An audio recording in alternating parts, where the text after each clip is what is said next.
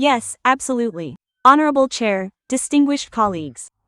Today, I would like to present a topic related to interstitial lung disease and autoimmune diseases and the specific characteristics in Asian populations. And since we are also Asians, these studies will be very useful in clinical practice. The content will include basic information related to CTD-ILD. After that, I will talk about autoimmune antibodies, their characteristics in Asians, and how they are managed in Vietnam currently. Respected teachers, this flowchart is very, very familiar. And you can see that the orange column represents interstitial lung diseases in autoimmune diseases. According to statistics in the US and Europe, about 20% of interstitial lung diseases are related to autoimmune diseases. But recent statistics in other Asian countries like China, Japan, or in Vietnam show that the figure for CTD is not 20% but usually higher. And our statistics at Bạch Mai are about 50%. Even recent statistics are close to 60%. So, what would the clinical presentation look like? It includes respiratory symptoms. Patients may have shortness of breath, difficulty breathing, or a cough. Patients will have extrapulmonary symptoms such as skin rashes, joint pain, or muscle weakness. And when the patient gets an HRCT scan, we will see typical images of interstitial lung disease. For example, types of damage like NSIP, OP, or UIP, are conditions of diffuse alveolar damage. And autoimmune antibody testing plays an extremely important role in diagnosing CTD-ILD. We will discuss this in more depth later. These are images that I have used many times in presentations related to this topic. And you can see here that the lung symptoms, cough, shortness of breath, or crackles in the lungs, can be said to be completely non-specific. It's the same for any disease in the lungs, right? So, what are the signs that can help guide us clinically? For example, patients with rashes on their skin like this. This is a sign of hands. Here we see the patient has papules on the back of the hand, which is the Gautran papule sign. Patients have signs of Raynaud's, where exposure to cold water or cold temperatures causes color changes from white to purple. And signs of very dry fingertips, which is the capillary atrophy around the nail, and the mechanic's hand sign on the far right. These signs suggest that the patient may have an autoimmune disease. And high-resolution computed tomography imaging plays a very important role. It is the gold standard for determining if the patient has interstitial lung disease. And here is a slide that Professor George Solomon also presented this morning, introducing a concept called progressive fibrosing interstitial lung disease, PFILD. This is a new concept about to be published.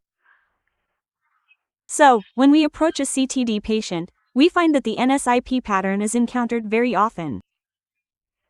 This is arguably the most common pattern in the CTD group, and now with the addition of the phosphorus monofluoride ILD concept, this pattern is also quite common in anti-synthetase syndrome. It accounts for about 30 to 40%. Next is the OP image. OP, which stands for organizing pneumonia, is a pattern that can be said to be the most confusing for doctors. Because in many cases of OP, upon hospital admission, it is diagnosed at local levels as pneumonia, possibly community-acquired or hospital-acquired, and will be treated with antibiotics, combined antibiotics, without improvement. And even when the patient progresses to DAD, they still don't know what is wrong with the patient and continue antibiotics. Meanwhile, these are very typical patterns in autoimmune diseases. And the UIP pulmonary fibrosis pattern, although not the most common and quite rare, has certain features suggesting this fibrosis pattern is related to autoimmune disease, specifically 3 signs. The sign at the top is the anterior upper lobe sign. The next sign, colleagues, is that you will see many cysts, and the vast majority of lesions in this UIP are air cysts. That is the exaggerated handicapping sign, and another sign called straight edge, which means what?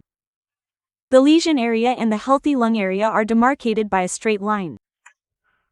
So, if a patient has just one of the 3 signs above, it already suggests CTD-ILD. If the patient has 2 or 3 signs, the specificity is even higher. And here is a table illustrating the different prevalence levels of lesion patterns. Colleagues, you can see that NSIP is 2+ or 3+ across different groups in autoimmune disease. Next is OP and UIP, which are less common, but UIP is very frequently encountered in rheumatoid arthritis. Another important issue with CTD is that when interstitial lung disease is present, there is a significant proportion that will progress to fibrosis, and when pulmonary fibrosis appears, is a very poor prognostic sign associated with increased morbidity and mortality. So, when we approach a patient with respiratory symptoms, with or without extrapulmonary symptoms, and with the suggestive lesion patterns I presented on CT scans, what should you do? We will need to screen for CTD. And the recommended test is the antinuclear antibody test using immunofluorescence technique. Here I will emphasize that we screen with antinuclear antibodies, but our technique must be immunofluorescence. Because this is a highly sensitive test, besides confirming positive or negative results, this test also shows us the pattern of antinuclear antibodies, and each different pattern suggests a different group of diseases, as shown in the picture. So, the chart is also very complex, so we will refer to it, and if conditions permit, I will present a separate lecture regarding this group. And here, let's review the recommendations. This recommendation is very classic from the associations ATS, ICE, GIS, and ALAS. They recommend that we screen for antibodies according to the steps above. And another article published in 2017 recommends something similar, which is using immunofluorescence ANA for screening. After that, other antibody groups such as SCL70, SSA, SSB, RNP, JO1, SM, etc., in this specific order. But when we are in clinical practice, what do we see? This is a proposal based on my own practical experience when approaching this group of patients. We found that when a patient is newly diagnosed with interstitial lung disease and has signs suggestive of autoimmune disease on CT scans, as I just presented above, and the patient may or may not have specific skin rashes, meaning both clinical symptoms and imaging suggest autoimmune disease, we need to perform these tests. I believe they need to be done simultaneously rather than step by step. What are they? We should immediately do the immunofluorescence ANA, and we do a myositis antibody panel for the patient. We test for RF, anti-CCP, SCL70, centromere, RNP, JO1, SSA, SSB. These are very important antibodies and are commonly found in interstitial lung disease. So, what is the situation in Asia? I have listed a lot of statistics here to show that the rate of CTD in Asia tends to be higher than in other regions, specifically European countries or the US. For example, here's a study that is relatively old. In 2013, in Saudi Arabia, it was found that the rate of CTD among their interstitial lung disease patients was about 34%. Meanwhile, they compared it to other countries, such as Greece at 11%, Spain 10%, Belgium 7%, Germany at only 2%, and New Mexico at 9%. So, this is an old study. However, we see that at that time, in Saudi Arabia, their CTD rates seem quite high compared to other nations. These are statistics from our center, which also show that the number of CTD patients is soaring high, up to 44%. That's not to mention the group of patients monitored as IPAF, meaning it also has autoimmune characteristics that we haven't specifically diagnosed, which is another 11%. So, in total, both groups make up about 55%. And here is a statistical study in China. You can see they retrospectively reviewed about 2,600 interstitial lung disease patients. Among them, the group identified as having CTD-ILD characteristics was about 1,800 patients, accounting for 67%. Of those 1,800 patients, some were definitely diagnosed with CTD-ILD, the CCTD-ILD group, which was only 28%.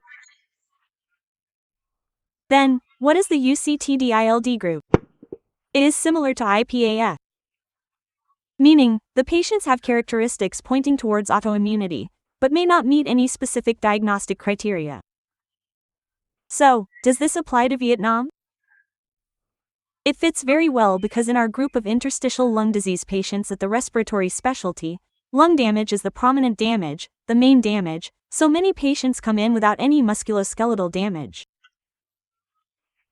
However, the lung damage images on the films show NSIP, or perhaps OP. So when patients have positive antibodies, those cases strongly suggest an autoimmune disease. The only problem is that they do not meet the existing diagnostic criteria.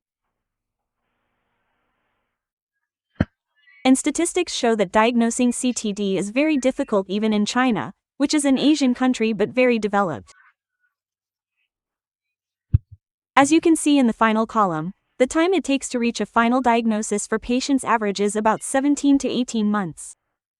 Meaning from the onset of symptoms until diagnosis, it takes what? An average of a year and a half. That is the average. There are patients who may take even longer, several years, to be diagnosed with CTD-ILD. The same goes for Vietnam. It is quite similar. This is a statistic from Singapore with a sample size of 99 patients. Among the 99 interstitial lung disease patients, about 52% are CTD-ILD. This figure is consistent with research in Vietnam.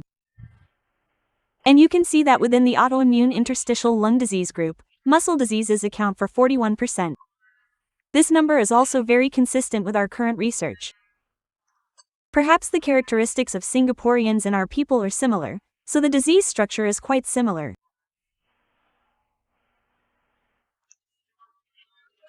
Speaking of the scleroderma group, I have combined two meta-analyses to study and compare. A meta-analysis above for South Korea, China, and Japan shows that the CTD rate is about 46 to 72%, with an overall rate of 56%.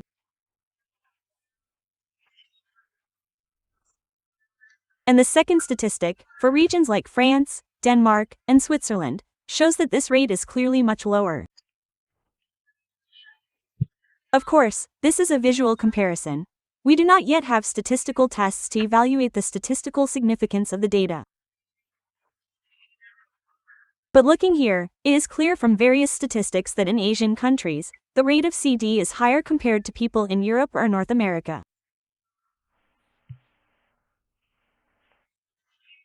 Speaking of autoimmune myositis, you can see in this meta-analysis with a very large number of patients, the rate of interstitial lung disease in dermatomyositis in Asia is 50%, while in the US it is only 23%, Europe is 26%, and the overall global rate is about 43%. Thus, it is also seen that the rate of ILD in Asian people is significantly higher compared to the rest of the regions. And we examine a very important subgroup in myositis, which is the group with MDA5 positive interstitial lung disease. Looking at the meta-analysis here, you can see the group at the top consists of studies from Japan and China, where the rate of patients who are MDA5 positive is higher compared to North America, Spain, Italy, Brazil, and France. At the top, we see the highest positive rate of MDA5 is 33 to 60% in China, and the lowest is still 11%. Meanwhile, in the studies below, the highest is only 16%. And you can see that when patients are MDA5 positive, the rate of developing rapidly progressive interstitial lung disease is also very high. And there are studies that found up to 100% of patients will have episodes of acute interstitial lung disease. These numbers tell a distinct difference when we study published articles. So, these are the figures from our center. When we evaluated the myositis patient group, we found that up to 41% of patients were MDA5 positive. And among those MDA5 positive patients who entered an acute phase, our mortality rate has been brought down below 100%. Our report from the year before last was 100%, but by this year, it has come down a little bit. So, regarding treatment, I would like to quickly go over a few guidelines. If anyone here attended the plenary session this morning regarding autoimmune myositis with interstitial lung disease, Mr. Yosh Solomon mentioned that these criteria and flowcharts actually lack research studies. They do not have large RCT studies or solid evidence to rely on. However, based on clinical practice and expert experience, they have developed these flowcharts. When we research different flowcharts from various authors, the principle is generally similar. They classify the disease as mild, moderate, or severe, determining if immediate treatment is needed or if monitoring is sufficient. And what is the general principle for most of these CTD disease groups? It is combining corticosteroids with an immunosuppressant. Specifically for scleroderma, corticosteroids are not recommended, and if optimal treatment still leads to progression and fibrosis, antifibrotic drugs are recommended. For patients experiencing acute exacerbations with RP-ILD, other measures such as adding rituximab, plasma exchange, or IVIG may be introduced. Then there are new biological drugs, and if the patient continues to worsen, or combining multiple methods. However, when it reaches that stage, I do not know about other major centers, but at Bach Mai, it is usually ineffective. Here's a flowchart released by the Japanese Respiratory Society in 2020. For autoimmune myositis with interstitial lung disease, they categorize it into a chronic progressive group and an acute or subacute group. Within that, they further classify based on whether MDA5 is positive or not to determine appropriate treatment measures. Colleagues, you will see that when a patient is MDA5 positive, the treatment measures must always be more aggressive. This means they will combine drugs, possibly using a double or triple combination. That's it. And if, in case they still cannot respond, they will consider additional measures, like I just mentioned, such as plasma exchange or IVIG, and so on. So, as for this, it is also the recommendation from the Japanese Respiratory Society regarding scleroderma. In this case, they also distinguish whether or not the patient has interstitial lung disease. We are only concerned with interstitial lung disease, so we follow this direction here. If the patient has interstitial lung disease but it is still minimal, slight, and not yet causing any impact, then we can monitor them, but we must monitor them closely. When we see signs of progression, meaning the patient's lung function declines or the patient starts having symptoms, we will have to proceed with treatment for the patient. And here, colleagues and teachers, you can see that in this flowchart, they do not mention corticosteroids at all. Whereas in our reality in Vietnam, corticosteroids are considered the first-line drug. Why is that? Actually, current immunosuppressive drugs are rarely covered by insurance, and the cost is still very high. So, it is possible that because of this, corticosteroids remain the preferred choice regarding socioeconomic factors. However, world guidelines do not recommend them for scleroderma. This is the guideline. This one is from America, from the American College of Rheumatology. Colleagues and teachers can see that they also provide guidelines for different types of diseases, such as scleroderma, myositis, rheumatoid arthritis, etc. And we always see that it is only short-term glucocorticoids, that is, to be used for a very short time but must be combined with another immunosuppressant, and then they optimize the dose. When the patient reaches the dose and is stable, then continue monitoring. But if the dose is not effective, or rather if the effect is not achieved, we can change the regimen, just like in this flowchart. But in all diseases, they aim not to use corticosteroids long-term. So, in our country, Vietnam, do we have those drugs yet? In my opinion, we have relatively adequate supplies, but in terms of coverage, only corticosteroids and endoxin are covered, correct? Most other drugs are not yet covered, so that is where the difficulty lies. This table summarizes the available drug options, dosages, and how to monitor side effects. If you would like to refer to it, you can check the cited references here or on the slide. When patients have been optimally treated with immunosuppressants and corticosteroids but still do not achieve the desired results and experience progressive lung fibrosis, antifibrotic drugs are added. This is the INBUILD study, where they used anti-fibrotic drugs for patients who did not have idiopathic pulmonary fibrosis.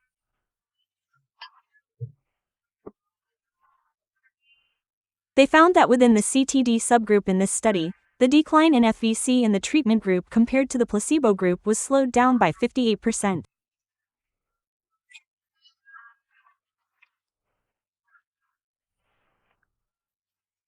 Based on this evidence, anti-fibrotic drugs were included in international guidelines. So, what are the issues in Vietnam? Basically, we still follow the same principles. We also use drug combinations in the same way, but our difficulty lies in terms of resources. By resources, I mean that not all prescribing physicians have experience related to this issue. Autoimmune diseases are often managed by allergy immunology doctors or rheumatologists. However, in the past, doctors often did not pay much attention to the group of diseases with lung damage. Meanwhile, respiratory doctors did not pay much attention to autoimmune diseases. Seeing a pile of antibodies makes them dizzy and disoriented, and they don't really know what they are. Therefore, the resource issue here is not just about money or finances, but also about personnel. Next, are the drugs available or not? How insurance coverage works and whether the patient agrees to the treatment. Another issue is lung transplantation, which gets 3 question marks because while it's done elsewhere in the world, in Vietnam, we don't know how it works. That remains an open question. And another very serious issue is infection. This is an extremely serious issue in Vietnam because when we use immunosuppressants for patients, it is not for 1 or 2 days, not for 1 or 2 weeks, but for 6 months, 12 months, 2 years, or 3 years. Therefore, the issue of infection is very important. So, here is a clinical case. This is part 2 of the clinical case. I presented this case at the Villa conference last year and promised the professors I would present the follow-up this year, and luckily I still have the chance to present because the patient has not passed away. So, here the professors can see a case of a 47-year-old male. The patient started with vague fatigue and then a cough. And from July until October 2024, I wrote 24 by mistake. Within those 3 months, the patient was diagnosed with acute interstitial lung disease and tested positive for MDA5, 2+. And as soon as diagnosed, the patient was treated very aggressively with a triple immunosuppressive regimen including corticosteroids, intravenous endoxin, and tacrolimus. The patient did not progress as expected, and IVIG was added.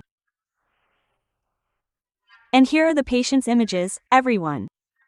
Professors can see the capillary atrophy around the nails, the sign of capillaritis on the hands. And these mechanics' hands. The images are very typical. Looking at it, you immediately see MDA5. And for the patient's antibodies, professors and colleagues, you will find it very interesting that all antibodies were negative. If we only screened like that, right? Following steps 1 and 2, they were all negative. And if we stopped there and didn't do step 3, for example, the patient would not have been diagnosed. And sure enough, when we did step 3, when we ran the antibodies for dermatomyositis, MDA5 was 2+ and RO52 was 3+. Combined with the patient's ferritin at 500, those 3 figures are fatal, indicating a very high mortality rate. That is why the patient was initiated on treatment very quickly with triple therapy and IVIG. And here is the imaging progression immediately after treatment. And we are very pleased to continue showing other imaging results to the professors. The patient survived as of October 2024 and was then closely followed up. By January 2025, professors and colleagues, you can see that the DAD and OP lesions gradually regressed and improved.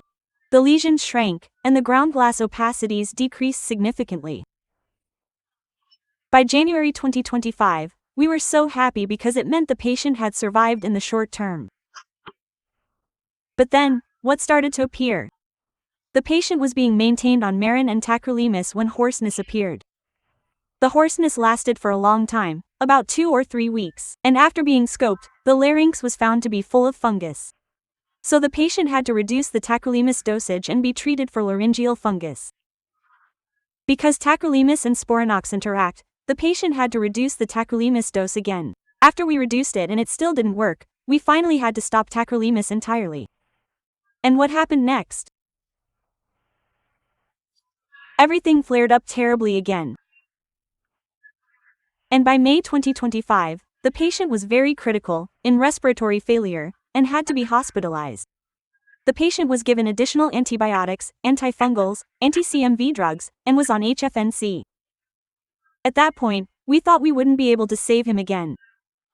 Because, as you can see, the inflammatory lesions increased significantly, and cavities suspected to be fungal appeared. At that time, the patient was in such severe respiratory failure that we couldn't do a bronchoscopy.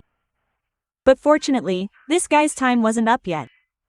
And the patient responded well to antibiotics, antifungals, and CMV treatment. So, we actually didn't know which medicine was the one that helped the patient get better. We didn't know if it was antibiotics, antifungals, or anti-CMV. And you, colleagues, will see that in July 2025, just 2 weeks before I went to the conference, the patient came back for a checkup and the lung lesions were very stable.